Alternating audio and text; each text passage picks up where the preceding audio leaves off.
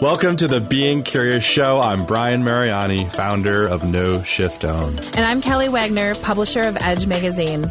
Our show is about curiously connecting teachers and seekers on a wide range of topics in a safe space. Few topics will be off limits, and we have some amazing guests to share with you. Our intention is that our conversations will spark your own curiosity to create a life that lights you up and inspires you to be kind, thoughtful, open-minded to yourself and others. We are on AM 950, Sundays at 2 p.m. and all podcast platforms. So, Brian, what are you curious about today? Oh, here we go, Kelly. Doesn't it feel like it's been like a winter for our show? Yeah, like it has. We've been a little silent. We have been a little silent. We've been a little silent. People won't know that, of course. 'Cause No. we have so many shows, it'll just run and run. But for us, little behind the scenes of our show, we've had a little, was it a 2-week break? We did. And it's not like we went on vacation or anything or did anything fun. We were just working. I want to go to Fiji. Fiji's been kind of calling lately. Just fun, whispering. I got to get back. You say Fiji, I say Philippines. We're almost in the same place. Yeah, well, can't we do both? Yeah, let's do both. Right. Well, we're so happy to be back. I really missed these conversations because they always these shows are for us too. We love interviewing our guests, but we get to learn so much every single time. Yeah. And I'm especially excited today for our guest because she is all about health and really dialing in from a scientific approach how to really impact people in the realm of health and beyond. And so our guest today is Alisa Pospekhova. She is the CEO and founder of Kindroot. There's so much to her. I've been geeking out looking at her website. I'm wondering why your dad Alisa, is not say like hi. there. Oh my gosh, we can't wait. Please say hi, Lisa. Hello. Thanks for having me on. Yeah, we're so excited. And we're going to ask a question that we ask everyone, which is really, as I've kind of read through your biography and gone through your website, it's very clear to me what you're doing in the world today, but we're always curious to understand how you got to where you are today. Mm-hmm. And so I'm going to ask if there's a memory or an experience you had earlier on that you can reflect on now and go, oh, well, it makes sense why I'm doing what I'm doing today. Do you have an experience or an idea of what that could be? Yeah, no, I grew up as a very immune compromised sick child. I was just that kid that whenever there was a cold going around, I was picking it up. And when other kids would have it for a day or two, I would miss school for weeks at a time. I would, so that was just something that was very, very much a reality. And I grew up in former USSR, small Republic of Latvia. And what was interesting there is that approach to medicine is very different in that it actually integrates both sort of Western, Eastern, and then of course some of these sort of more folksy, Eastern European type of modalities as well. And I just remember always being just so fascinated by, when I was in the hospitals, when I was with doctors, I wasn't scared as a kid. I was almost sometimes excited to be there because I was just always so enchanted by jars and bottles and things that they had in there. That to me was always very, very interesting. And so when I sort of reflect back on, that experience, I think that is ultimately what shaped my interest in sort of that, wellness and health, but really from that standpoint of, nutrition and support rather than kind of going about it more the, allopathic way, which is very much just treating a condition. Yeah, super interesting. So you're a child and you're actually picking up on looking at a bottle and wanting to understand what was in it. Mm-hmm. What were the ingredients and why was it being given? And I'm sure that was paired with a lot of confusion, probably as a child, wondering, well, why do I get sick longer, or why am I getting sick more often? Did you discover any answers earlier on, or was it much later that you kind of started figuring out what were the problems and then how to, ultimately heal from them? No, it's a good question. Actually, the answer came much later. Because I think I sort of grew up in this place where we were using a lot of things like modalities, like, cupping and herbs. And, I just remember my grandma giving me this like turnip that she would put honey into, and it would sit overnight, and then I would drink it and it would make my cough better.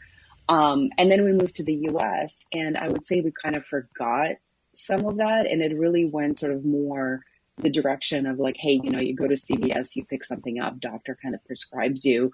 And in a way, what's interesting is that is just sort of how I think in general medicine has been. I mean, there's so many traditions that exist in Western herbalism that people are kind of like rediscovering now. And we're talking, about ashwagandha and reishi and all this stuff. And really like those things have been used for 2,000, 3,000 of years. And we're now it's like a hot new trending ingredient. And so for me, I sort of like moved away from it.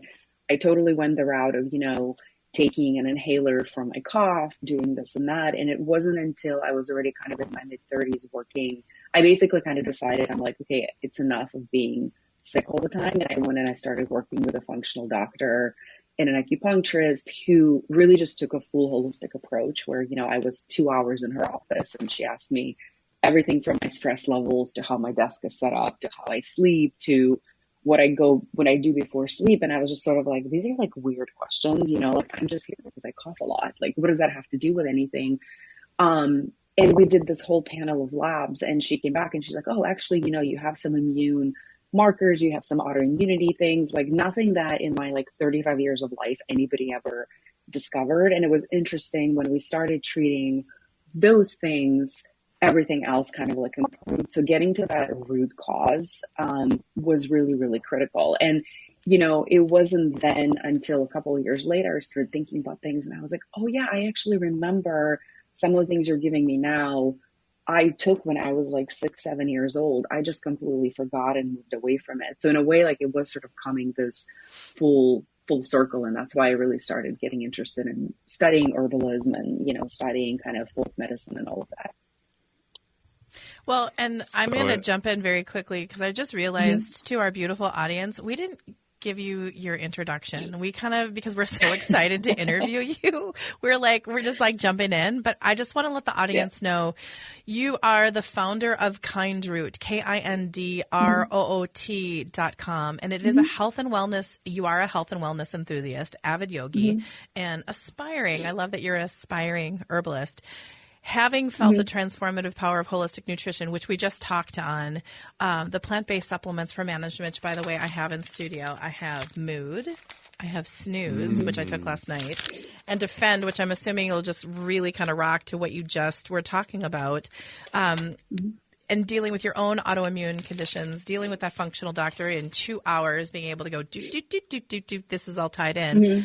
You're designing this, and you've designed a fun and accessible supplement line that people can actually look forward to taking. So I wanted to honor that before we dove deeper and get people curious about it, because I'm like, oh gosh, we were just so excited to welcome you into our show that I missed a little bit of a professional protocol.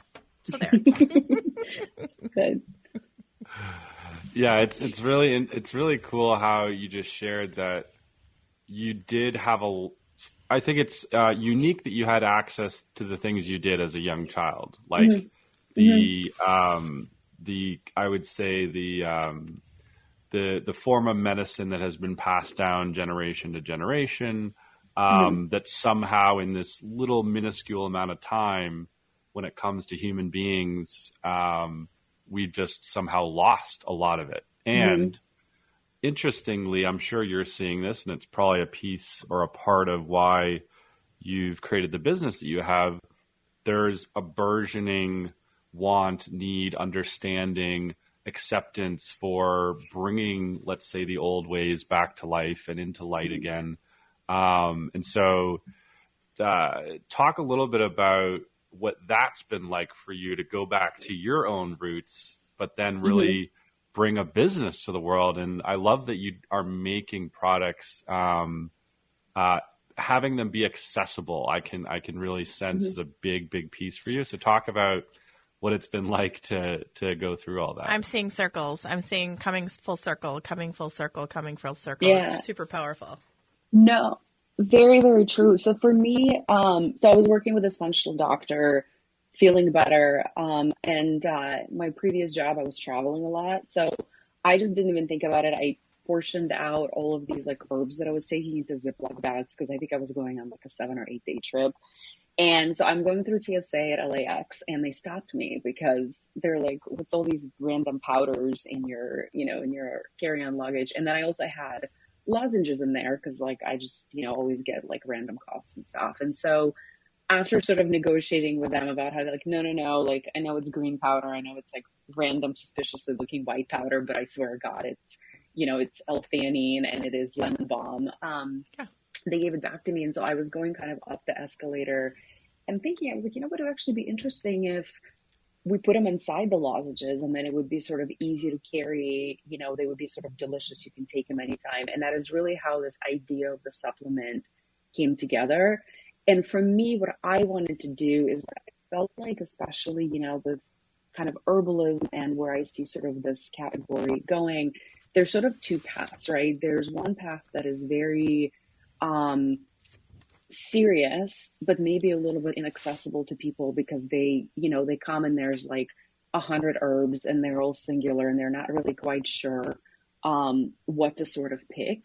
And then there was a sort of other one that felt somewhat elitist to me in a way that, the lifestyle that is sold, you feel like you have to wear the right yoga clothes and you have to go to the right studios and you have to like only eat vegan and be enlightened, right? And that also kind of really excluded people from approaching that lifestyle. And living in LA, I kind of saw both of those. And so when I wanted to introduce Kindroot, that is why, I wanted something that was like very accessible, fun, interesting.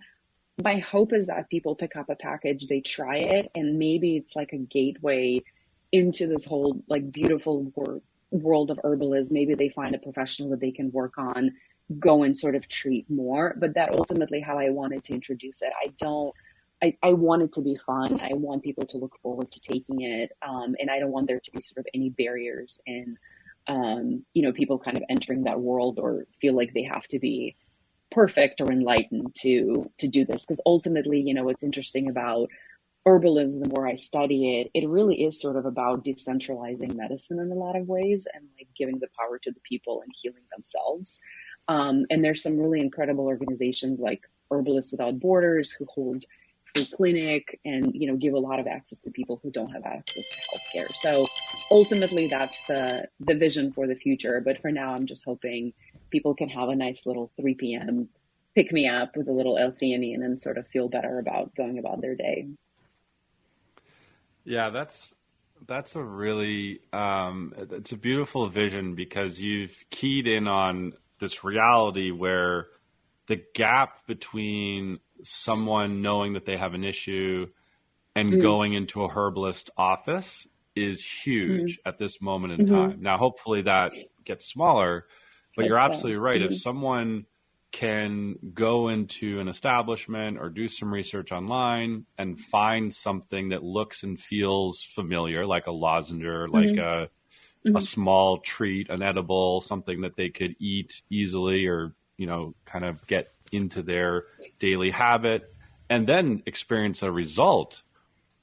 Now you've started that process. You've started that evolution of education. You've started that evolution of understanding and really moving into a place where ultimately they could start incorporating a, not just a much more comprehensive, but to your word, holistic approach to living, which I think is for someone like you and myself, Kelly, and people of like mind, it's why we have this show. I'm sure it's why, or part of why you started your company. We believe that we're part of the puzzle that's being put together that will create much wider access points for people to have knowledge and understanding and products and supplements and modalities, and have it be more of a responsibility for each individual to not just rely on going to a doctor that's part of a system that is really just going to prescribe based on a symptom and things like that. And so I really love that that's a huge part of your own mission. And as we're kind of wrapping up segment one, I'd really love for people to have an understanding around all the due diligence you went through and, this very professional background you have that has allowed you to really bring these products to market in an accessible way, in a fun way. And so we're going to dive into that in segment 2. And we look forward to continuing the conversation. Anything you want to say, Kelly? Well, I'm seeing pictures, which is not good, but it's not good for radio, but it's fun. So we're going to launch into segment 2. We're here with Alisa, founder of Kindroot, KINDROOT.com, and we'll be back.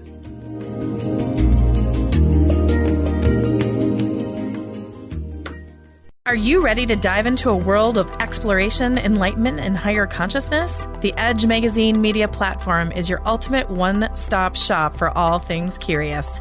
We're a vibrant community of seekers and teachers passionate about sharing our gifts and abilities to help the collective explore, develop, and understand our journey towards higher consciousness. Our website, edgemagazine.net, receives over 10,000 views each month, boasting unique articles, enlightening forecasts, and insightful book reviews. Over 15,000 copies of the Edge magazine are printed every other month and distributed to over 400 locations across the Midwest. Experience a world of opportunities with the Edge magazine. Unleash exposure through enticing print and online ads, Edge Partner Directory membership, and community calendar listings. Share your experience in radio and multimedia interviews, connecting with our diverse community, and join our vibrant events. Connect with like-minded individuals and share your gifts here, there, and everywhere. Explore your path to higher consciousness with Kelly Wagner. Meet Kelly Wagner, a visionary founding member of the community for higher consciousness, ready to illuminate your way and empower you to live your best life. With her unique set of tools as a knower and seer, Kelly goes beyond surface level problems, uncovering the why behind your challenges. She fearlessly asks the questions that lead to ultimate truth. Kelly's insatiable tenacity ensures that you receive top-notch creative solutions consistently. Brace yourself for a journey of self-discovery and empowerment as Kelly taps into her innate gifts, guiding you toward a life of fulfillment and purpose. As a psychic medium, Reiki practitioner, co-host of the Being Curious Show, publisher of the Edge magazine, and master connector, Kelly's transformative approach creates win-win partnerships here, there, and everywhere. Let Kelly ignite your potential. Contact Kelly at edgemagazine.net and step towards a life aligned with higher consciousness.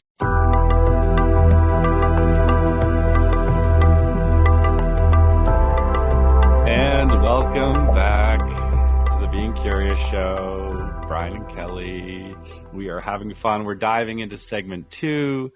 We've really, we've just heard this awesome story where Alisa had this experience of starting out in life in a really unique way where she actually had the old school medicine and she was just deeply curious about everything that was going on.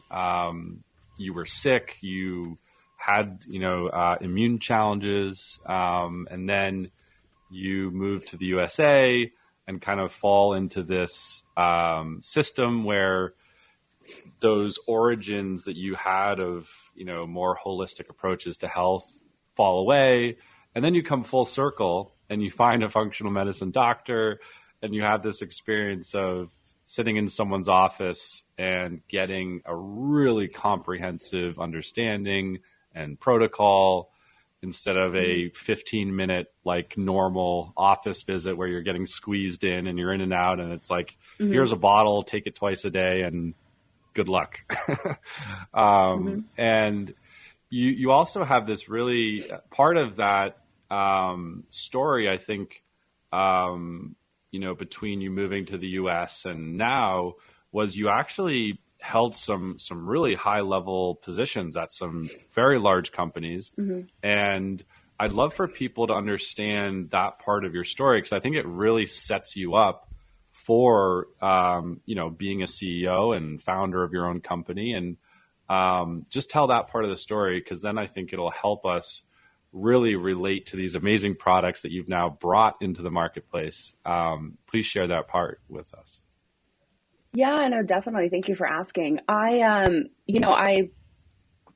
wasn't even sure what I quite honestly wanted to do when I graduated. But I felt like I was good at like presenting information, and I like languages, and so I went into business. And I was really fortunate that I got kind of by luck a little bit, quite honestly, into sort of like the health and wellness food space. And I worked on everything from, like organic coffee. I worked on Palm Wonderful juice, pistachios. I worked for a yoga company at one point. And so it was really cool because I was able to sort of like fuse my personal passion, with like professional. And to your point, I was able to work on these like incredible brands and drive marketing, behind them. So when the idea for Kindroot came up, I was kind of like, okay, I feel like I generally know how business runs. I felt like I sort of knew, margin structure, selling into retailers, all of that kind of stuff. And it definitely helps a lot. I didn't feel like I jumped into it with kind of knowing nothing.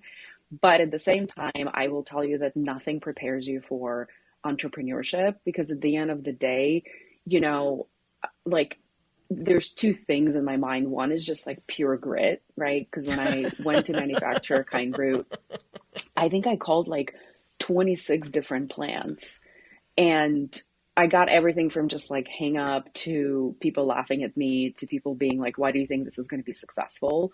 And there were many times that I was just going to give up. And then finally I was like, well, I'm just going to manufacture them myself, which is just like crazy. But I found a candy scientist, I found an herbalist. We figured out a process. I got inspected by the FDA to do it. And then I think the second one for an entrepreneur is just really like the drive to figure things out. Because at the end of the day, never in my professional career, at director level, even like, did I have to figure out like, how do I get a health code certification? How do I get a pallet from point A to point B? Like, what's the electrical environment of this cooker to plug into this outlet because the things don't match or whatever, right? And so my message to people is always like, if you don't have a business background though, and you have a great idea, like just go for it. Because quite honestly, I feel like the playing field is actually quite equal for most people, because you don't know so much, and the things that you're going to be solving are like nothing you ever like. The business stuff is actually easy. You know what I mean? Like that is like super simple. Getting I got a 600-pound drum of syrup delivered when I was working my own commercial kitchen, and I like totally underestimated what 600 pounds is. I just thought I could roll it. Like I was like, oh, they'll just get it. I'll just roll it down. And the guy showed up and he's just like, well, do you have a dock? And I'm like, what's a dock? And he's like, yeah, how are you going to get it from the bed of the truck down? And like none of those, you know what I mean? And long story, we ended up getting like a friend who owned a motor repair shop to come in and like lower it down and like tip it and all of that kind of stuff. But these are ultimately the types of problems I feel like you're solving at least your first 3 years as an entrepreneur, which, none of my spreadsheets and beautiful presentations ever prepared me for. So I worked for my dad for 17 years, and for the first 10 of it, we manufactured medical equipment.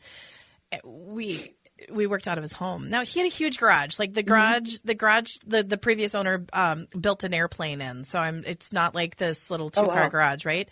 But we had 52-foot semi trucks dropping off stainless steel tubing on a regular basis in the cul-de-sac. And the poor neighbors, like, right? And then it's when someone asks you, do you have a drive-up dock or do you have a loading dock? You're just like, what? And then to be able to, and then do you have a forklift? Because 600 pounds, you can't just do one of those little dollies. And I mean, so you're just, right? It's just.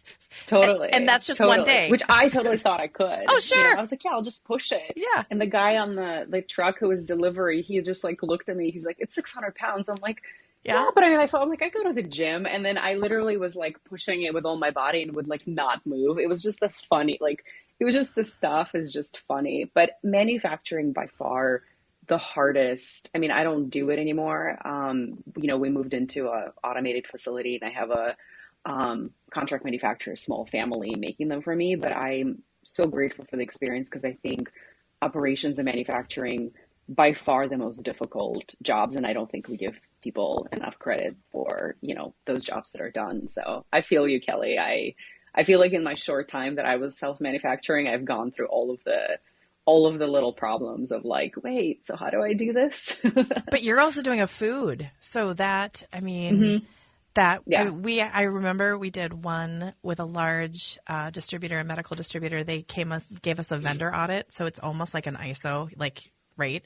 Mm-hmm. And we're at my dad's kitchen table. And the guy was like, best audit ever. And we're like, we're so nervous. I brought an intern in that was like into this stuff.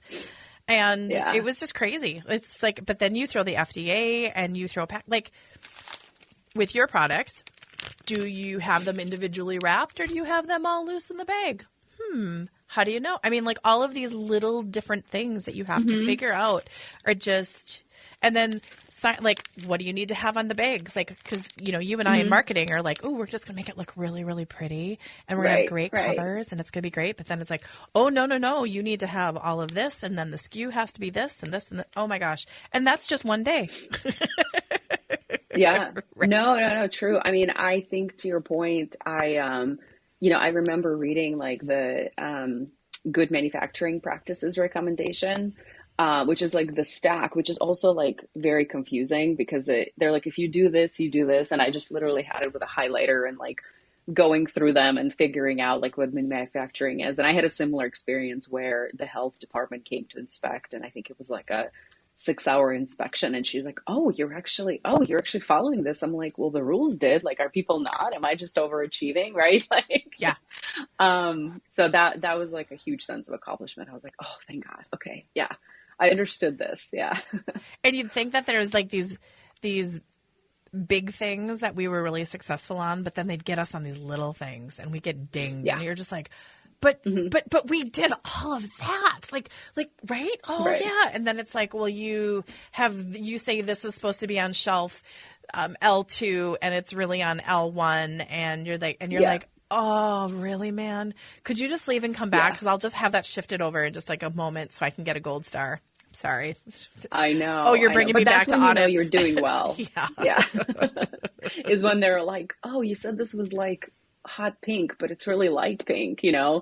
So you're like, okay, I must be succeeding. Like they're looking for stuff to find. So it's, but they're such incredibly detailed people. I mean, I was just like in awe. I'm like, how do you notice this stuff? So yeah, it was kind of funny. And they're like, that's our job. Okay. So supplements and lozenges. No, so I'm a supplement freak. Brian is. We were talking about beets the other day. I think he was doing like a 30-day like beet cleanse or something along those lines. Lozenge, what I liked about it, and I might be totally wrong on it, but I love it because it has that, it liquefies and that'll go into your system faster, but it's also that slow release. So tell us a little bit more about that, because you could have just made something where you just pop it like a pill and everything's fine, but why lozenges? Yeah, no. So, I mean, when I saw it kind of like lozenges next to my powders, I was like, oh, this would actually be an interesting delivery method. And to your point, I was kind of thinking about it, like pills are great and a lot of them are very potent capsules, right? But you kind of take it, there's not really like a sensory experience to it. And then you have a lot of like powders, tinctures in the market. Also, absolutely nothing wrong with them, but you kind of need to mix them. People struggle with taste. And then you have a lot of like gummies, chocolates. I was not really excited in bringing a product to the market that I felt like was like pretty saturated.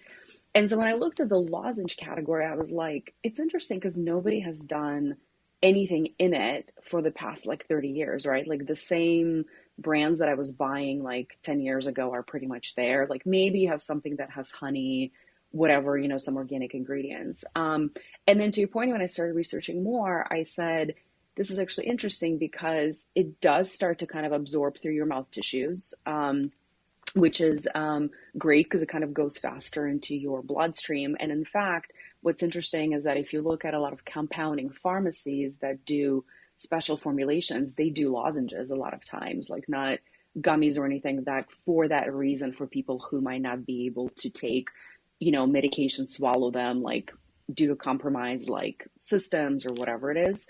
And then I did love the sort of slow release, and really for kind of two reasons. One, obviously kind of slows down, it evens out the absorption a little bit more, right? Of course, I always see people like biting down on the lozenges when they pop into their mouth, and I'm like, oh God, please don't do that. Enjoy the journey.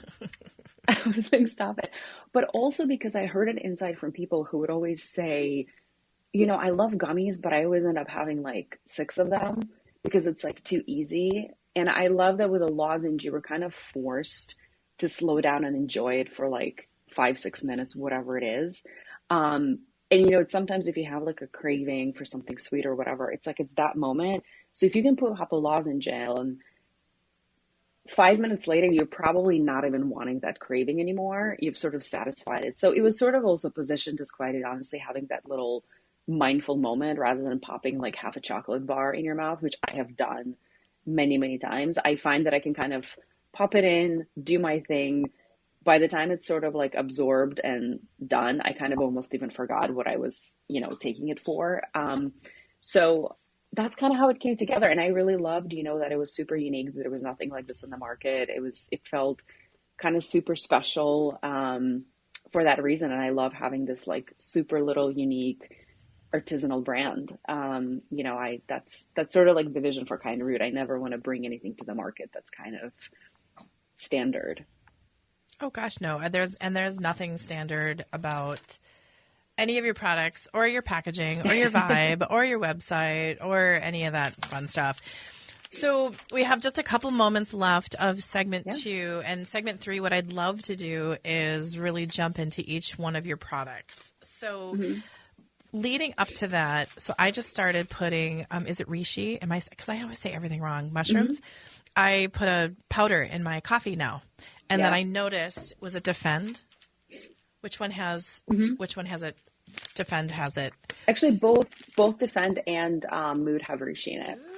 So how did you become how did you jump into the knowledge of mushrooms, and why did you choose? Because like there's chaga, there's like all these other mushrooms out there, but why did this one call to you? So I mean, mushrooms, I feel like we could do a separate show on. We should. Kind of specifically, but I mean, I love them. I love the versatility of reishi. That's kind of what they call it. Like I think it's probably one of the most ubiquitous used overall. And I think, for Kindroot, the way we sort of developed the formula is that there's sort of one leading ingredient that's a little bit more understandable. So like melatonin, vitamin C, L-theanine, and one that has a little bit more of like potency from the standpoint of immediate feel. And then you have a secondary like herbal ingredient that generally work, like herbs and mushrooms, generally you need to like build them up in your system for a little while.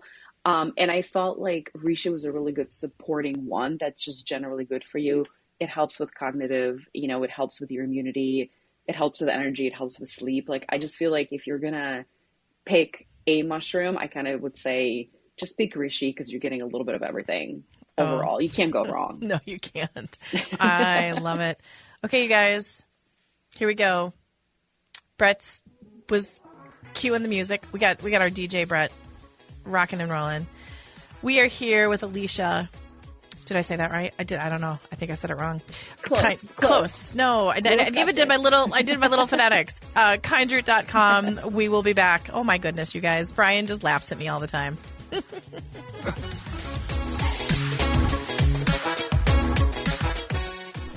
Are you ready to dive into a world of exploration, enlightenment, and higher consciousness? The Edge Magazine media platform is your ultimate one-stop shop for all things curious. We're a vibrant community of seekers and teachers passionate about sharing our gifts and abilities to help the collective explore, develop, and understand our journey towards higher consciousness.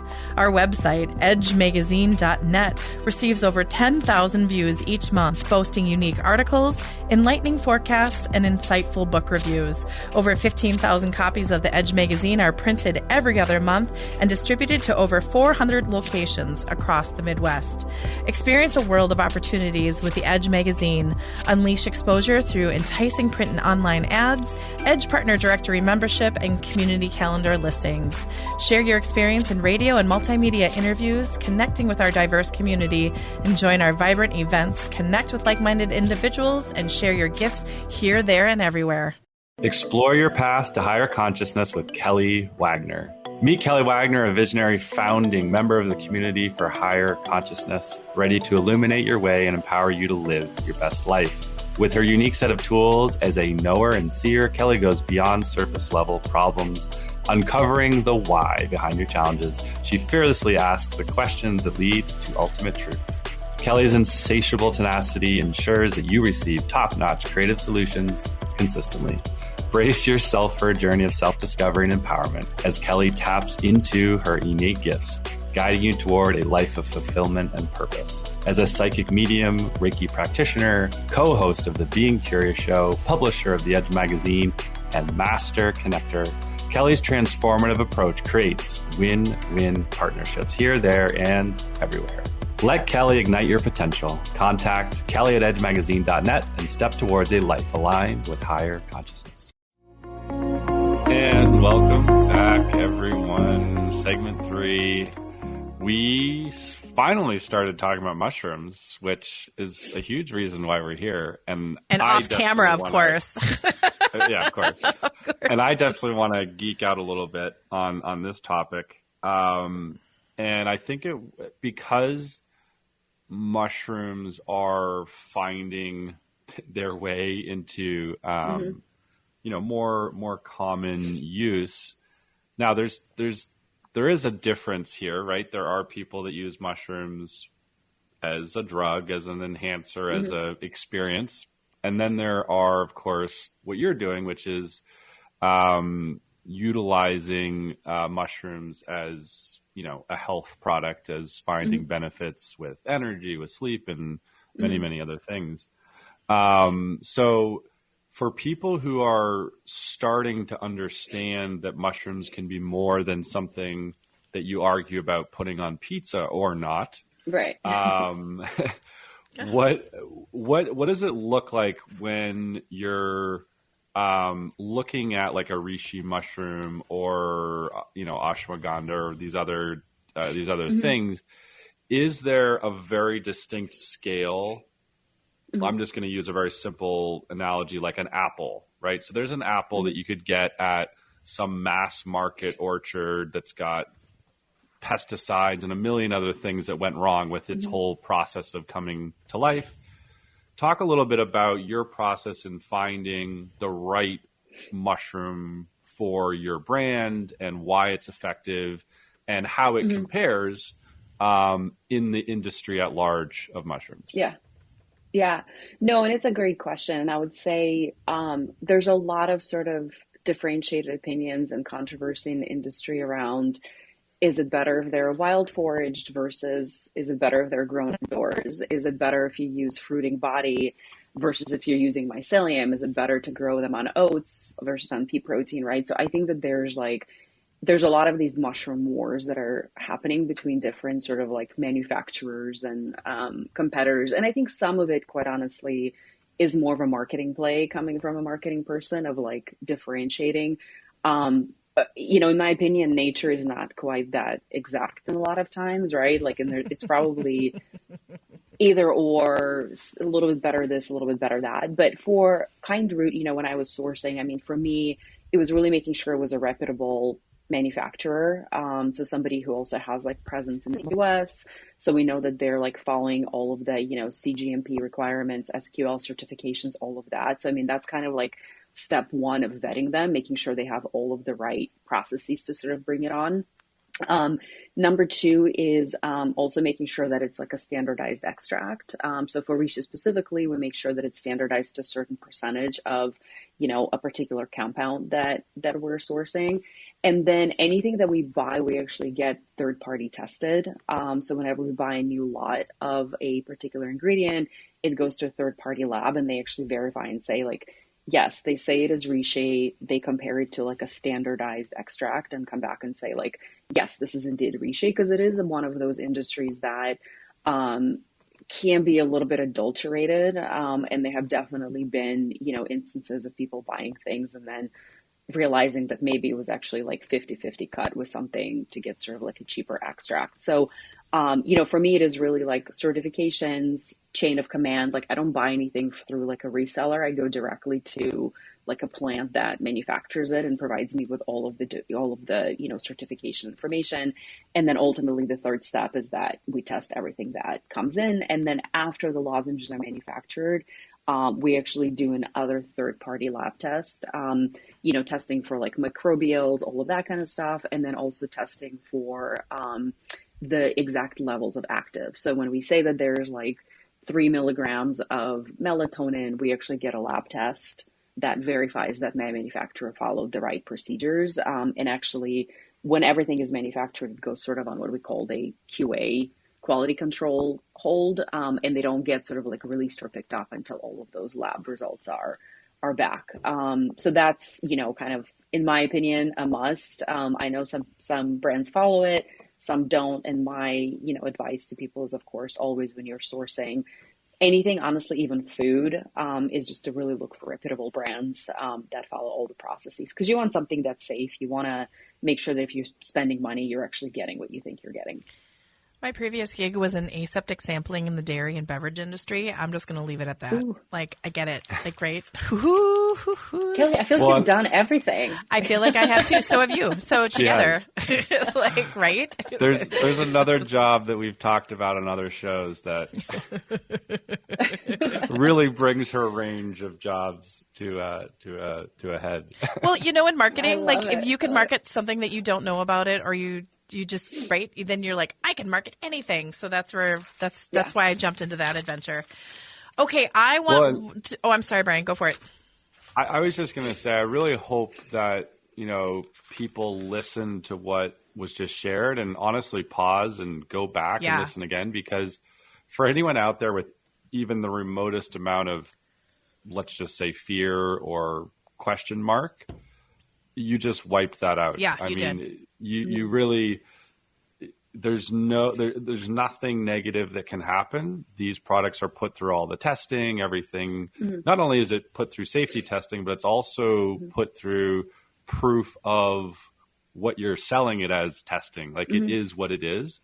And so I hope that people really get that, because that, as you know, any marketer know, it's a huge, huge barrier for anything coming into the marketplace. But it's also your name.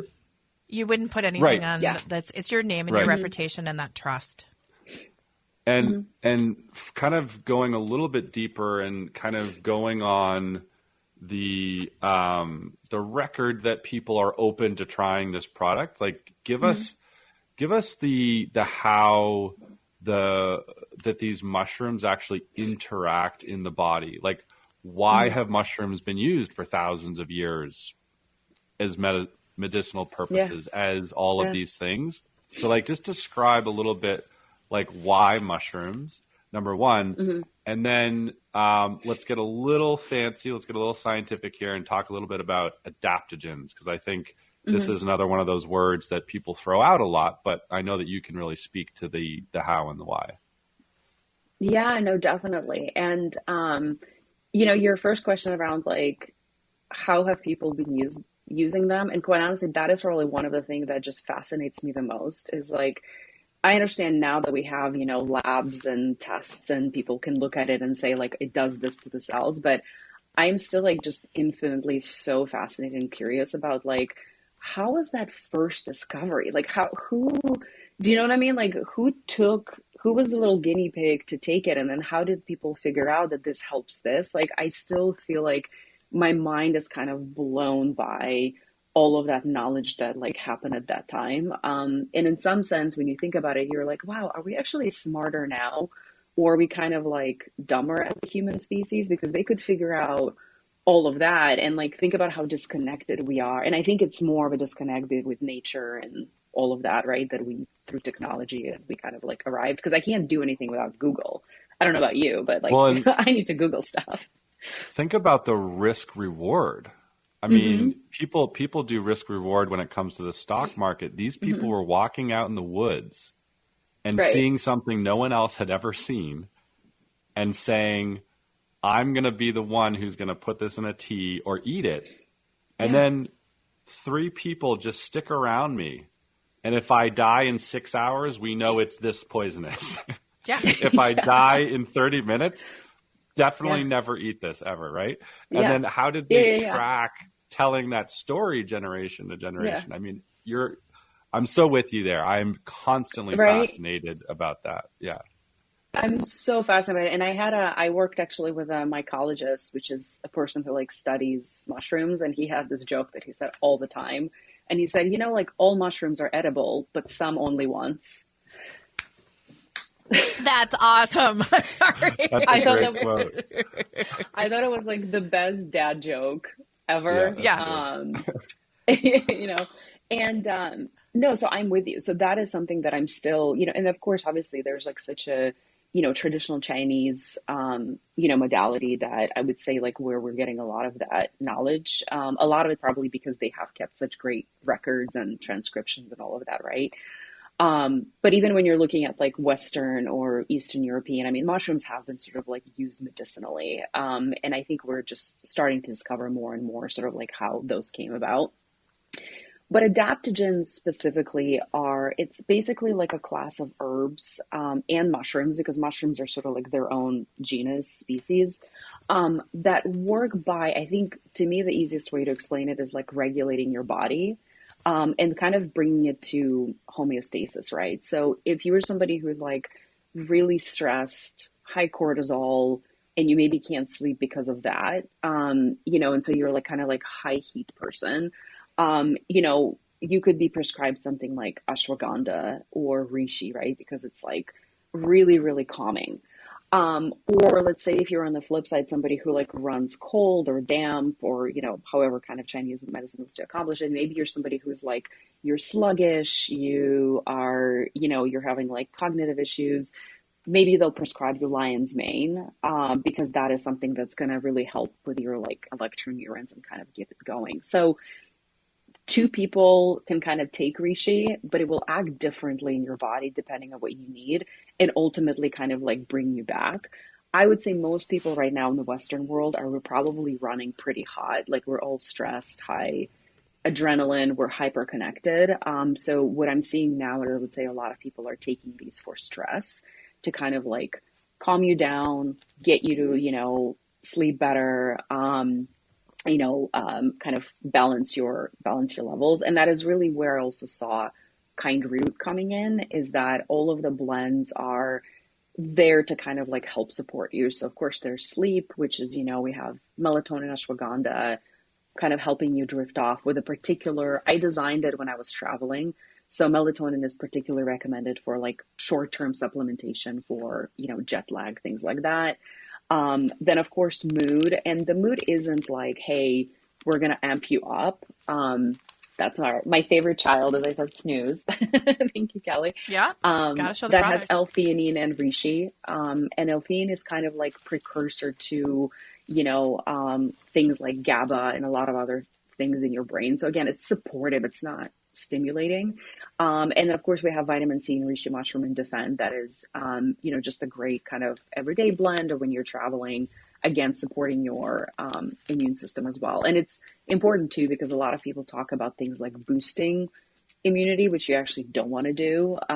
That's actually what autoimmunity issues are. So I'm very careful with Kindroot in talking about it more as like supporting your body rather than changing it or amending it or, kind of doing anything crazy with it. But like even with mood, everyone can hear my little the little things like crackling. I love that you have it with rose water, and rose plants are the highest vibrational plants on Gaia. Like, so like everything looks so thoughtful. I mean, everything, like, it's just like all these layers, it just seems so, again, I just keep seeing thoughtful. Thank you. No, that actually did, that did come about with the flavors complementing the kind of action. And that is actually something that my candy scientist pointed out. She said, most people when they do supplements, they think about function first and they think about flavor as just needing to be good enough. And so she and I really spent a lot of time making sure that it wasn't like the flavor wasn't secondary. It's just as much of a part of an experience. So for, snooze, we have lavender vanilla. Lavender is like a very soothing vanilla. Lychee rose water was probably like my gamble because I was like, it's a little bit like out there flavor. People like it, and I was like, I'm just going to go for it. And it's actually the flavor that I get the most comments on. Yeah. Defend, I just kind of went a little crazy with because it's the orange vanilla float. It kind of tastes like an old school orange float, sort of nostalgic flavor that I was hoping would sort of give people that, feel good, a little bit of an energy boost. Well, and amazing. It feels vitamin C-ish. It feels like when you have a cold. Mm-hmm. Yeah, it just goes with it. Okay, so it's really hard to believe, but we're like wrapping up segment 3.